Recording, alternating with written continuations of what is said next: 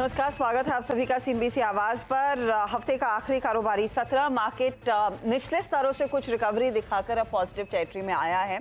हम खुले थे 22,000 के नीचे या फिर खुलने के बाद उसके नीचे गए और उसके बाद इस समय अगर आप देखें तो 22,054 के लेवल्स पर इस समय निफ्टी ट्रेड करता हुआ डे हाई से ज़्यादा दूर नहीं है। निफ्टी बैंक की तस्वीर ज़्यादा बेहतर देखने को मिली है क्योंकि ओपनिंग के बाद एक डाउन टिक देखा गया था और वहाँ से आप देखिएगा एक डिसेंट रिकवरी आकर हम करीब 200 पॉइंट ऊपर आ रहे हैं या फिर 190 पॉइंट ऊपर आ रहे हैं। मिड कैप काउंटर्स आज एकदम शांत है, 18-19 अंकों की बढ़त ही देखने को मिल रही है। लेकिन आज के दिन टेक्नोलॉजी कंपनियों का बुरा हाल है, वहीं से सबसे ज़्यादा दबाव बनता हुआ। एडवांस डिक्लाइन रेशियो भले ही पॉजिटिव हो लेकिन टेक स्टॉक्स प्रेशर डाल रहे हैं। तो टेक मेजर्स जो दरअसल आज कमज़ोर पड़े हैं उसमें इन्फी, टीसीएस, एचसीएल टेक, विप्रो, सारी टेक्नोलॉजी कंपनियों में across the board sell side की पोजीशंस बनती दिखाई दी हैं क्योंकि एक्सेंचर ने अपना गाइडेंस एक बार फिर घटाया है, तो उसका दबाव आता हुआ। और आईसीआईसीआई, आईटीसी, एलएनटी, सनफार्मा ये दूसरे गेनर्स हैं जो मार्केट को सपोर्ट करने में लगे हैं। ऐसे में आपकी क्या रणनीति हो, हमारे जानकार किस तरह के ट्रेड्स लेंगे, आज के लिए फोकस किन स्टॉक्स पर रहेगा, इस सब की होगी बातचीत। हमारे साथ इस हफ्ते हैं रूपक डे, प्रशांत सावंत और ओम मेहरा। रूपक लीड कर रहे हैं 23% के रिटर्न्स के साथ, 19.4% के रिटर्न्स प्रशांत के और ओम -9% के रिटर्न्स पर हैं। आज की तस्वीर कैसी बन रही है ये पहले समझ लेते हैं। Good morning gentleman. प्रशांत बताइए मार्केट को कैसे पढ़ेंगे। एक अच्छा पुल बैक कल देखने को मिला, आज सुबह में लगा कि कुछ लड़खड़ाएगा मार्केट लेकिन रिकवर हो पाया है। 22,000 होल्ड करने के कितने चांसेस हैं, स्पेशली आने वाली मंथली एक्सपायरी से पहले? जी Harsha ji, good morning to the panel और सभी दर्शकों को नमस्कार। तो पहले हम अगर आज की बात करें, कंसिडरिंग द फैक्ट कि एक लॉन्ग वीकेंड है, तो सबसे पहले मैं कहूंगा कि जो कल का हाई इंडेक्स पे बना हुआ था करीबन 22,080-85 के आसपास, 22,085, उसको अभी तक हमने क्रॉस नहीं किया है। तो मुझे लग रहा है कि एग्जिस्टिंग लॉन्ग्स को ट्रेल कीजिए, ट्रेलिंग स्टॉप लॉस फिर से आपका होना चाहिए करीबन 21,975, 980, 40, 50, 60 पॉइंट के जोन में आप रखिए और अगर रिवर्सल आए तो बुक कीजिए। हालांकि मुझे लग रहा है कि आज दोपहर को थोड़ी शॉर्ट कवरिंग आ सकती है, बट वो शॉर्ट कवरिंग भी आए तो मैं प्रेफर करूंगा कि आज बाय डे एंड में मेरे इंडेक्स स्पेसिफिक कोई भी स्पेशली ऑप्शंस में अगर पोजीशन हो तो उन्हें वाइंड अप करके जो फ्रेश डिसीजन लेनी है वो मंगलवार को लूंगा, क्योंकि एक बहुत बड़ा टाइम गैप है, टाइम इरोजन, प्रीमियम इरोजन हो सकता है। तो ये मेरी रणनीति होगी। जहां तक बैंक निफ्टी की बात है तो यहाँ पे 46,900 मेरे लिए एक अहम लेवल होगा, 46,900। उसके ऊपर अगर हम सस्टेन करें तो मोमेंटम आके हम 47,150, 47,200 जो कि नेक्स्ट लेवल ऑफ रेजिस्टेंस है वहां जा सकते हैं। फिलहाल यहाँ पे जो स्टॉप लॉस रखना होगा वो स्पॉट में 46,750, 46,750 यहाँ पे रख के आप बने रह सकते हो। ओवरऑल दोनों ही इंडाइसेस एक क्रूशियल लेवल पे है, मेक और ब्रेक लेवल पे है, और आफ्टरनून का सेशन होगा वो बहुत क्रूशियल होगा। आफ्टरनून का सेशन बहुत क्रूशियल रहेगा। ओम, आपकी अप्रोच क्या रहेगी? Good morning, good morning all. यहाँ पे जैसा हमने देखा है कि इंडिसिसिवनेस अभी भी बना हुआ है निफ्टी में। हमने लास्ट 2 दिन में भी देखा है कि निफ्टी सुबह के सेशन में काफी अच्छी ओपनिंग आती है, बट आफ्टर 11 और 11:30 के बाद मार्केट काफी कंसोलिडेशन रेंज में चला जा रहा है। और same as it is bank Nifty में भी हमने ये चीज देखा है कि मोजरली प्राइवेट बैंक का बहुत ज्यादा सपोर्ट नहीं आ रहा है, और लास्ट 2 दिनों में 47 से एक वहां पे एक इंपॉर्टेंट रेजिस्टेंस निकल के आ रहा है, जहां से एक स्टीप सेल अप यहाँ पे हमें देखने को मिल रही है। तो मेजरली यहाँ पे बहुत ज्यादा ब्रॉड रेंज निकल के नहीं आ रही है। 46,700 और 47,100 के अप्रॉक्स अगर एक बार मार्केट के लिए 100 क्रॉस भी करता है तो हमें वहां पे बहुत ज्यादा ऑप्टिमिस्टिक नहीं होना है। एटलीस्ट 47,100 के ऊपर निकलता है तो वहां पे एक फ्रेश बाइंग करने की रही। ओके, तो ये फिलहाल 47,100 के ऊपर ही निफ्टी बैंक में तेजी की पोजीशंस लेकर चलेंगे। रूपक, एक बहुत तगड़ा मोमेंटम आपके पोर्टफोलियो ने कमा लिया है आज, दिग्गजों के साथ या फिर मिड कैप्स के साथ, किस पर ज्यादा फोकस है आपका? जी, निफ्टी और बैंक निफ्टी दोनों में साइडवेज पैटर्न दिख रहा है।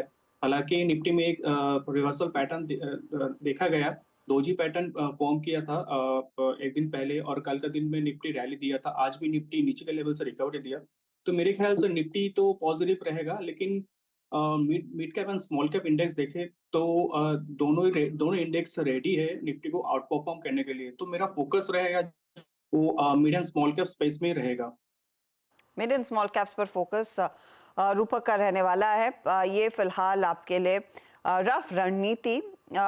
कौन से ट्रेड्स पर अब फोकस हमारे जानकारों का आएगा, उस पर आ जाते हैं। रूपक का पोर्टफोलियो लेकर आइएगा प्लीज। अनफॉर्चुनेटली फिलिप्स कार्बन ब्लैक में स्टॉप लॉस कल ट्रिगर हुआ, लेकिन भेल का एक ट्रेड जो रूपक ने रखा था वो अभी भी होल्ड कर रहे हैं इसको। यहाँ पर टारगेट इनका 260 का है। बताइए आज का नया ट्रेड क्या रहेगा? आज का नया ट्रेड रहेगा MRPL। तो स्टॉक ने पिछले 2-3 दिन से कंसोलिडेशन में है, बट आज का दिन अगर देखें तो थोड़ा बहुत पॉजिटिव मोमेंटम दिख रहा है स्टॉक में विद राइजिंग वॉल्यूम। तो मेरे ख्याल से स्टॉक में एक बार मोमेंटम स्ट्रॉन्ग रहेगा 1-2 दिन के लिए। ऊपर में 245 250 तक जा सकता है वेरी शॉर्ट टर्म में, और नीचे एक स्टॉप लॉस मेंटेन करना होगा 217 पे। 17 का स्टॉप लॉस। MRPL 2% ऊपर है, 245 तक के लेवल्स आपको छू के दिखा सकता है। तो ये फिलहाल आपके लिए एक ट्रेड तेजी का बन रहा है MRPL में। चलिए अब ओम का पोर्टफोलियो देख लेते हैं। ओम ने 2 ट्रेड्स कैरी किए हैं, कोची शिपयार्ड और दूसरा है फोर्टिस हेल्थ केयर। कल बेक्टर से इन्होंने एग्जिट कर लिया। बताइए ओम आज का नया ट्रेड क्या रहेगा? जी मेरा ट्रेड रहेगा यहाँ पे स्वान एनर्जी। हमने लास्ट 2 दिनों में देखा है कि रियलिटी में काफी अच्छा एक मोमेंटम बिल्ट हुआ है और वो आज भी कंटिन्यू हो रहा है। तो स्वान एनर्जी मेरा यहाँ पे अभी करंट प्राइस 645 के अप्रॉक्स अभी चल रहा है यहाँ पे। इसका 618 का यहाँ पे स्टॉप लॉस रख करके 700 का मेरा टारगेट रहेगा। 700 के टारगेट के लिए एक अपॉर्चुनिटी स्वान एनर्जी में। स्टॉक का आपके सामने है, करीब 23 रुपए की बढ़त पर कारोबार करता हुआ खरीदारी का मोमेंटम देखने को मिला है। तो स्वान में 700 टारगेट रहेगा, 618 का आप स्टॉप लॉस लगाकर चलें। ये ओम का ट्रेड आ गया। अब देख लेते हैं प्रशांत का ट्रेड। तो प्रशांत ने आज सारेगामा बुक किया 370 पर, इंजीनियर्स इंडिया बुक किया 198 पर, शोभा बुक किया 1426 पर। प्रशांत आज का नया सौदा? तो हर्षा जी मुझे एक बहुत अच्छा ब्रेकआउट और मोमेंटम विद वॉल्यूम नजर आ रहा है हाईटेक गियर में, जो 660 के आसपास ट्रेड कर रहा है। यहाँ पे मेरा स्टॉप लॉस होगा 615 615 का, और जो टारगेट में दिख रहा हूँ वो होगा करीबन 740 750। और बहुत ही स्ट्रांग मोमेंटम है और विद राइजिंग वॉल्यूम्स है। मुझे लग रहा है ये स्टॉक बहुत जल्द अपने लेवल्स तक जा सकता है। हाईटेक गियर आपने स्टॉप लॉस क्या मेंशन किया? 615 615। ओके, और ये स्टॉक करीब करीब आपने देखा थोड़ा सा तेजी में है। हाईटेक गियर 740 तक जा सकता है। ये है प्रशांत की तरफ से ट्रेड। अच्छा, बाय द वे एक ट्रेड प्रशांत दे पाएंगे और एक रूपक की तरफ से भी आएगा, तो आप लोग निकालिएगा अपना दूसरा ट्रेड। तब तक हम बात कर लेते हैं गार्डन रीच शिपयार्ड के मैनेजमेंट से। जी ये आपने चेक किया क्या Prashant? Hi tech is part of NSE 500 right? जी मेरे हिसाब से है, मैं एक बार फिर से चेक कर लेता हूँ। आप भी चेक कर लीजिए, फिर उसको फाइनल करेंगे। हमारी टीम भी चेक कर रही है, इसको आकर रिविजिट करेंगे। तब तक गार्डन रीच शिपयार्ड के मैनेजमेंट से बातचीत हो जाए। दरअसल हाल ही में इंडियन रजिस्टर ऑफ शिपिंग से ग्रीन एनर्जी बेस्ड जहाज बनाने के लिए करार कंपनी ने किया है। कंपनी डिजाइन और डेवलपमेंट पर काम करेगी। ऑर्डर बुक की सिचुएशन कैसी है, ये कितनी बड़ी अपॉर्चुनिटी है, और साथ ही साथ भारतीय नौसेना के लिए जो ऑर्डर्स ये जिस पर ये काम कर रहे हैं, डिलीवरी पीरियड्स की सिचुएशन क्या है, इस सब पर बात करने के लिए हमारे साथ है कंपनी के चेयरमैन और मैनेजिंग डायरेक्टर कॉमोडोर PR हरी। कॉमोडोर हरी, स्वागत है, शुक्रिया CNBC आवाज़ के लिए समय निकालने के लिए। ये अगर पहले बता सके, this green hydrogen based vessels बहुत ही दिलचस्प डेवलपमेंट रहेगी ये। क्या टाइमलाइन है, क्या आप पूरी तरह से डिजाइन और डेवलप करने वाले हैं इन वेसल्स को? नमस्कार हर्षदा जी, आपका सवाल आंसर करने के पहले एक चीज़ बताना चाहता हूँ। पिछले 7 कंसेक्यूटिव क्वार्टर्स में हमारा फाइनेंशियल पैरामीटर्स एक अपवर्ड ट्रेंड में है, and as a matter of fact for the quarter ending and 9 month ending 31 December 2023 हमारा जो 9 मंथ का रेवेन्यू फ्रॉम ऑपरेशंस 2577 करोड़ और profit after tax 245 crore. This is in fact more than what we achieved during the entire financial year 2022-23. Now coming to your question, आपका जो सवाल regarding green energy products, we have been taking initiatives in development of green energy platforms for the last 1.5 years, and as we speak today, we are delivering a green platform, green energy vessel. That means a passenger ferry, fully electric passenger ferry to the government of West Bengal. ये जो passenger फेरी है India से सबसे maximum in terms of largest in terms of passenger capacity. It has got a 150 persons capacity. So this vessel we have developed in-house, completely designed in-house in collaboration with our partners, and this is classified. I mean, the classification is done by the Indian Register of Shipping. Okay. ये जो green energy vessels में we see a lot of market potential. हमारे जो appreciation में अगले 5 से 10 साल तक हमारा जो inland water transportation will go green. So इस segment में we see a lot of opportunities, and that is why हमने इस field में initiative लिया है. तो Coming to मैं commodore Hari, I just want to understand फिर तो इसके लिए फिर आगे किस तरह के ऑर्डर्स लार्जली आ सकते हैं? What is the revenue potential from these green energy vessels? The field is still nascent in India. Right now, some of the state governments have already started procuring green ferries for inland water transportation. For example, the Kerala Water Metro, Kochi Water Metro, and also the Kolkata Water Metro. So opportunities are on an upward trend. We expect this to mature in the next 5 years. The revenue generation at this juncture we cannot predict, but all I can say is that if the government is serious about going green in the inland water transportation segment, 5 to 10 years में huge potential is there, which cannot be quantified at this juncture. Okay, हमारा जो order book position आप पूछे थे जी मैं उसी पे आने वाली थी, क्योंकि जो आपके 9 मंथ के नंबर्स डिलीवर हुए हैं, मैं यही पूछना चाह रही थी फिर इस समय आप किस तरह के ऑर्डर्स पर बैठे हैं, कितना by the end of FY24 आप डिलीवर कर पाएंगे? क्योंकि आई थिंक आपने टारगेट किया था 24,000 crore. Have you achieved that or surpassing it? See, by 31st December itself, we have touched 2,577 crores. Correct. We already surpassed it. And हमारा जो order book position अभी है, as of 31st December, is 22,792 crore. And we intend completing these orders, executing these orders by FY28. And the coming years, that is the current year, FY24, followed by 25 and 26, FY26, are going to be our peak revenue generation years. Specifically because हमारा जो project maturity stage and execution strategy, ये जो revenue generation के लिए very conducive. That is the reason why we expect maximum revenue generation in the coming 2 years. Maximum revenue generation in the coming 2 years. अच्छा, इसमें से currently आप Indian navy के लिए जिन प्रोजेक्ट्स पर काम कर रहे हैं, कितनी और डिलीवरी टाइमलाइंस रहेंगी? I believe you delivered a substantial amount of warships, और कितनी डिलीवरी आनी है इस कैलेंडर ईयर में? See, we have delivered the first of the 4 survey vessel large. By the way, that is the largest survey vessel to be built in the nation. This was delivered as recently as December 2023. इस calendar year में हम एक और सर्वे vessel deliver करेंगे in the first quarter of FY25, and also one ASW shallow water craft again in the first quarter of FY25. During the entire financial year, that is coming financial year, we intend delivering at least 2 more platforms from the survey vessel project, or though platform from the anti-submarine shallow water craft project. For your information, right now, हमारा जो order book मैंने बताया था, this mostly comprises of domestic warship building orders. हम 18 ship navy के लिए अभी construct कर रहे हैं, 3 P-17 Alpha, 3 survey vessels, 8 anti-submarine shallow water craft और 4 next generation ocean going petrol vessels. जैसे मैंने बताया, ये order book, एक current order book we intend completing by FY28.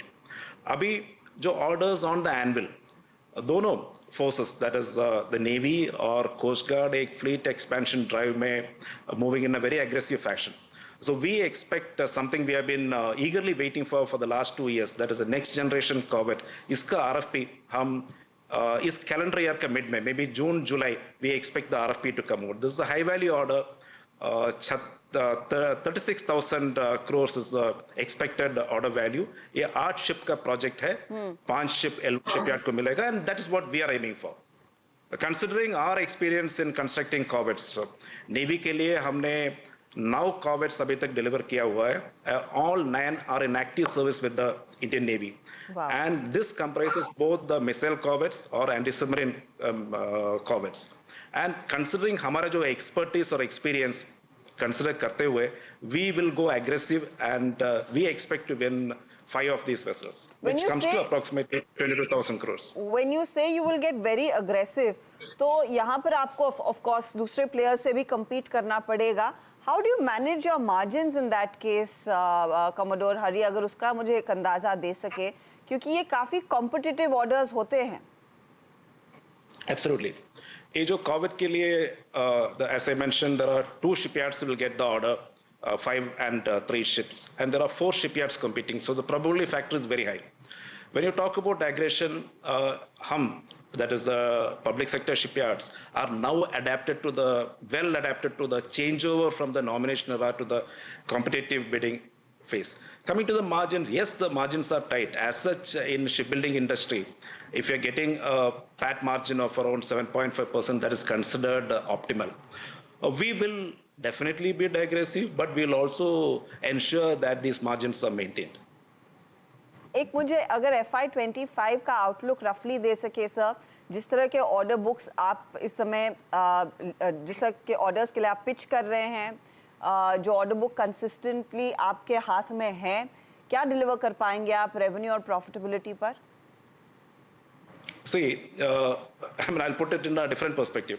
हमारा 21-22 में हमारा revenue from operations was 1,756 crores. That went up to 2,561 crores in FY23. And right now, I've already crossed that. GRC has already crossed that. So we expect around 25% CAGR, both in revenue from operations and the PAT. I think that answer should be good enough. Yes, it definitely will be. बहुत शुक्रिया. It's always a pleasure speaking to you, sir. Have a good day. Thank you. My pleasure. Commodore Hari काफ़ी strong outlook देते हुए कि कम से कम 25% तक की growth आप रेवेन्यू प्रॉफिटेबिलिटी में देखेंगे कंपनी की तरफ से आएगी. बहुत स्ट्रॉन्ग ऑर्डर बुक पोजीशन में है ये कंपनी. 8 कॉर्वेट्स की जो अब बिडिंग शुरू होगी उसमें 4 शिप बिल्डर्स पार्टिसिपेट कर रहे हैं. प्रोबेबिलिटी काफ़ी हाई है कि गार्डन रीच के हाथ में वो ऑर्डर्स लगते हुए दिखाई देंगे और साथ ही साथ ये ग्रीन एनर्जी वेसल्स पर भी दरअसल काम कर रहे हैं, जहां पर वो 5 साल के बाद ही शायद ज़्यादा विजिबिलिटी आएगी उस बिजनेस को स्केल करने के लिए. लेकिन क्लियरली एक बड़ा प्लेयर भारतीय नौसेना के लिए जो कंपनी वॉरशिप्स बनाती है. लेंगे एक ब्रेक. स्टॉक आपके सामने है 4% के गेन्स पर. लौटेंगे, देखते हैं एक एक ट्रेड जो प्रशांत और रूपक जोड़ सकते हैं. उन्होंने कुछ आइडेंटिफाई किया या नहीं.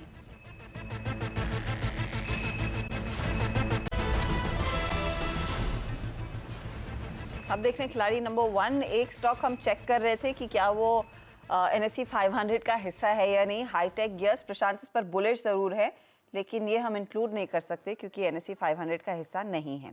प्रशांत, इसको किस शेयर से रिप्लेस करेंगे? हर्षा जी, मैंने जो चेंज रेकमेंड किया वो कार्बोरंडम यूनिवर्सल. यहाँ पे 1175 का स्टॉप लॉस रखे, 1425 का टारगेट, 1425, 1175 का स्टॉप लॉस. ओके, 1175 का स्टॉप लॉस, 1425 का टारगेट रहेगा. कार्बोरंडम यूनिवर्सल ये स्टॉक प्रशांत ले रहे हैं. दूसरा ट्रेड प्रशांत दोपहर में देंगे? थोड़ा वेट करूंगा हर्षा जी, देखूंगा किस तरफ मोमेंटम जा रहा है, फिर डिसीजन लूंगा. और रूपक आप? वेट करना चाहूंगा थोड़ा. ओके, तो वेट करेंगे और आगे ट्रेड्स आएंगे. जो ट्रेड्स आए हैं उसके रिटर्न्स क्या बन रहे हैं आपकी स्क्रीन पर लेकर आते हैं. अब एक एक करके देखते हैं. रूपक ने इनफैक्ट भेल कैरी किया है. 260 का टारगेट, 229 स्टॉप लॉस. MRPL पर एक बाय कॉल दिया आज. 245 का टारगेट, 217 का स्टॉप लॉस है. और रिटर्न्स क्या बन रहे हैं? 1.1% की कमाई हो रही है MRPL में और भेल इनको 0.87% कमा कर दे रहा है. अब आइए अगले ट्रेड पर, वो है प्रशांत का. कार्बोरंडम यूनिवर्सल 1425 का टारगेट, 1175 का स्टॉप लॉस है. ये नया ट्रेड इन्होंने जोड़ा है. ये इनको करीब 0.06% के रिटर्न्स दे रहा है. ओम के पोर्टफोलियो में 2 ट्रेड्स कैरी हुए हैं. एक है कोची शिपयार्ड, 980 का टारगेट, 880 का स्टॉप लॉस. और फोर्टिस हेल्थ केयर 445 का टारगेट, 392 का स्टॉप लॉस. स्वॉन एनर्जी नया जोड़ा है. 700 के टारगेट के लिए तेजी की, 618 स्टॉप लॉस है. रिटर्न्स की सिचुएशन में आप देखिएगा, स्वॉन एनर्जी 0.5% जोड़ रहा है. फोर्टिस हेल्थ केयर इनके पोर्टफोलियो को कर रहा है ड्रैग और हल्का सा दबाव कोची शिपयार्ड की तरफ से भी आता हुआ। अब ओवरऑल सिचुएशन क्या बन रही है वो स्क्रीन पर आ जाएगी और मुनाफे का मीटर किसके फेवर में है। अब प्रशांत सावंत ने एक अच्छा कैचअप किया है, हाउएवर रूपक अभी भी लीड कर रहे हैं। रूपक के नियरली 25% के रिटर्न्स हैं, 22% के रिटर्न्स हो गए हैं प्रशांत के। ओम मेहरा -7.92% के रिटर्न्स पर है। ये है आपके लिए ताज़ा तस्वीर। अब देखते हैं प्रशांत और रूपक की तरफ से नए ट्रेड्स क्या आते हैं और कौन कितनी तेज़ी में आता है और रिटर्न्स को एक दूसरे को मात देने के लिए।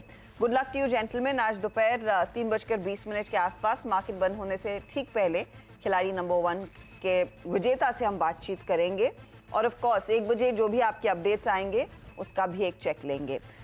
Thank you for your time and good luck आज के लिए। चलिए लेंगे एक ब्रेक। ब्रेक के बाद पूरा ध्यान कमोडिटी मार्केट के एक्शन पर। आप बने रहे CNBC आवाज़ के साथ।